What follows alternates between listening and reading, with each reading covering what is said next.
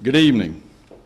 By the order of the Alabama Supreme Court, tonight, the state of Alabama carried out the execution of Gene Miller by nitrogen epoxia at William C. Holman Correctional Facility in Atmore, Alabama. Miller was executed for the 1999 capital murders of Lee Holbrooks, Scott Yancey, and Terry Lee Jarvis in Shelby County.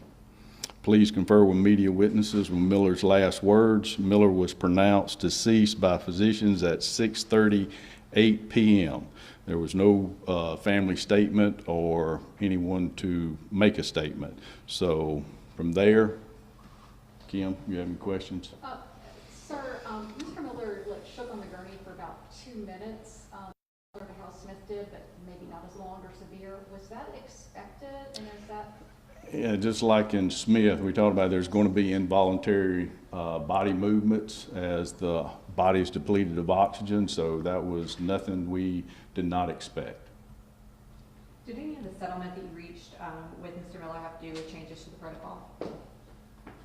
No, not the changes to the protocol, but I'd refer y'all to Miller's attorneys on that settlement.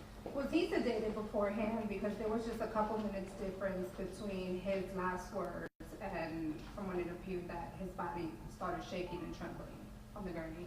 Now say that again, ma'am. Was he sedated? Because there was just a couple of minutes in between his last words to when his body started shaking and trembling on the gurney.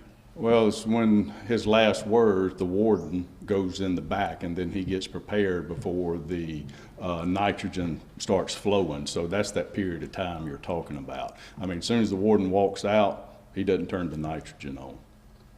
Was he sedated? I'm going to have to refer you to Miller's attorneys on that. After Kenneth Smith's execution, the Attorney General said it was a textbook example of a nitrogen execution. Would you consider tonight a textbook example? Everything went according to plan and according to our protocol. So it went just as we had planned. Approximately how long was the nitrogen gas flowing? 15 minutes. At one point, the correctional officer or the person that was inside of the chamber walked over after the last words and said, adjust the mask or do something to the mask. What exactly was that? That's just making sure the mask is fitted. Why was that not done beforehand? He's just making sure because, you know, he unscrews the valve for him to give his last words and he screws it back in and just does a check. Commissioner, we noticed that there was not a consciousness check made. There was. There was? Mm-hmm.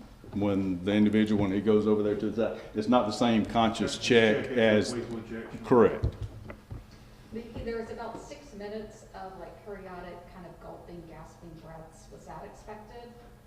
Well, like I said, involuntary body movements and agonal breathing, that is expected in nitrogen epoxia.